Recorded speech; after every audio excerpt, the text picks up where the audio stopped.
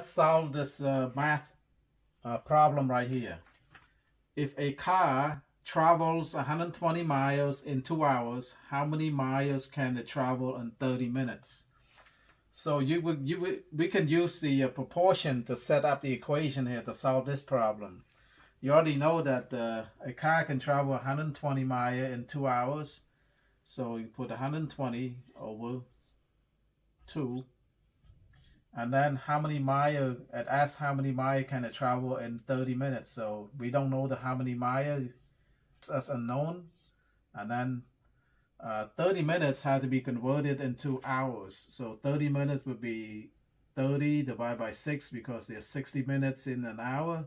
So that's equal to 0.5. And we do the cross multiplication. 120 times 0.5 would be just take half off, so equal to 60. And then 2 times x will be just 2x. And then divide by 2. Divide by 2. So would be 30, but since it asks for mile, we would 30 mile right here. Equal x. So the car can travel 30 miles in 30 minutes. So thank you very much for watching. If you like my videos, please like, share, and subscribe. Bye-bye.